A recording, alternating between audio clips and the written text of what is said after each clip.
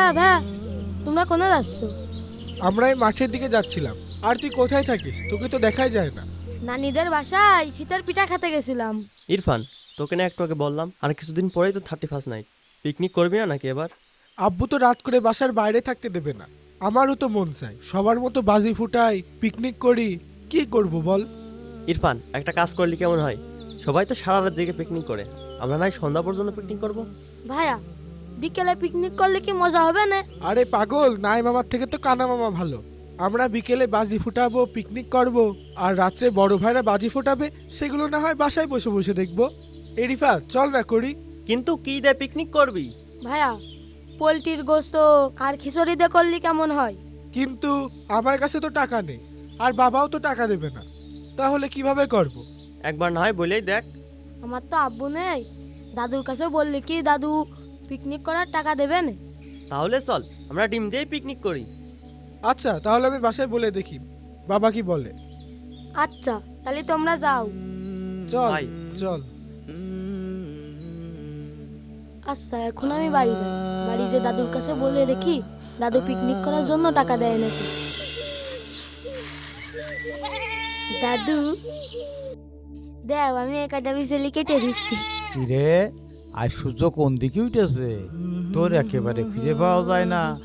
আজকে বিশালি কাটতে আইসিস, মতলবটা কি? তেমন কিছু না, এমনি। তোর আর বিশালি কাটা লাগবে না, আমার কাটা প্রায় শেষ। কাটা হয়ে গেলি তুই গরুটার বিশালিগুলো নিয়ে খাতি দে। দাদু, তুমি কি জানো আগামীকাল 31 নাইট? এই 31 নাইট আবার কি রে? এটা দিয়ে কি করে? তুমি জানো না 31 নাইট হলো বছরের শেষ দিন। এই দিনে পিকনিক করতে হয়, আনন্দ করতে হয়, তাহলে সামনে বছর খুব ভালো কাটে। তাই নাকি? হ্যাঁ, এজন্যই তো বড় ভাইয়েরা পিকনিক করে। আমিও পিকনিক করব, তুমি আমার 100 টাকা দাও।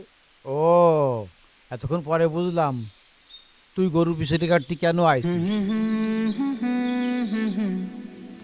এই নাও দাদু, 100 টাকা নাও। যাও তোর বন্ধুদের সঙ্গে পিকনিক করে গে, আনন্দ করে গে, যাও। La la la la la la la la la la la la la la la la la la la. এ হুসাইন, এদিকে আয়। জি কাকু। কোথায় যাচ্ছ তুমি? আমার বন্ধুরা সবাই পিকনিক করছে, আমিও সেখানে যাচ্ছি।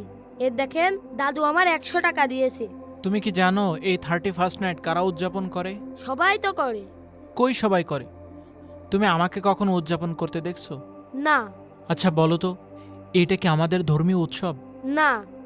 তুমি জানো এটা রোমান পৌত্তলিকদের একটি উৎসব, অর্থাৎ বিধর্মীদের একটি উৎসব। আর এই উৎসব ছড়িয়ে দেওয়ার জন্য বিধর্মীরা ব্যাপক প্রচারণা চালাচ্ছে। তাই নাকি কাকু? হ্যাঁ, আর তুমি যদি বিশ্বাস করো এদিন আনন্দ ফুর্তি করে কাটালে সারা বছর তোমার আনন্দ ফুর্তিতে কাটবে, তাহলে তোমার ইমানই থাকবে না। আচ্ছা তুমি বলো তো, সুখ দুঃখ দেওয়ার মালিক কে? আল্লাহ।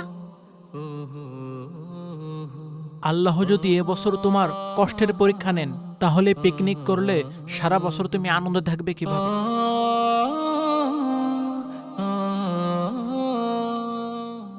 রিয়াজ, ও ছোট মানুষ, ও একটু আনন্দ করতে যাচ্ছে, করতে দাও। আব্বু, দিনের বিষয়ে কোনো আপোষ নাই।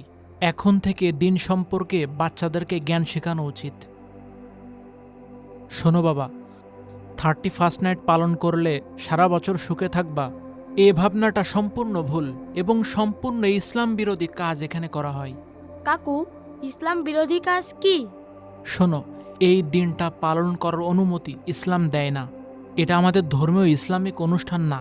এই উৎসবে উচ্চস্বরে গান বাজনা হয়, যা আমাদের ধর্মে স্পষ্ট হারাম। এছাড়াও আতশবাজি ফুটানো হয়, ফানুস উড়ানো হয়। এই আতশবাজির শব্দে কত নিরীহ প্রাণী ভয় পায়, পাখিগুলা মারা যায়। তোমরা কি চাও এরকম ক্ষতিটা হোক? না কাকু, আমরা এটা চাই না। কিন্তু এই দিন আমরা কি করতে পারি? বিশেষ কিছু করার দরকার নেই। তবে যদি চাও, এই একটি বছর চলে গেল, কত গুনাহ হয়েছে, আল্লাহর কাছে ক্ষমা চাইতে পারো। এই বিগত বছরের গুনাহ যেন আল্লাহ রাব্বুল আলামিন মাফ করে দেন। এজন্য বেশি বেশি ইস্তেগফার করতে পারো, আল্লাহর কাছে ক্ষমা প্রার্থনা করতে পারো। ঠিক আছে কাকু, এই 100 টাকা আমি মসজিদে দান করব, আর আল্লাহর কাছে নতুন বছরের জন্য দোয়া চাবো। হ্যাঁ বাবা, তোকে আমরা মাদ্রাসায় পড়িয়ে ভুল করিনি। আমরা অনেক কিছু শিখতে পাচ্ছি। আল্লাহ আমাদের অনেক তৌফিক দান করেছে, আলহামদুলিল্লাহ।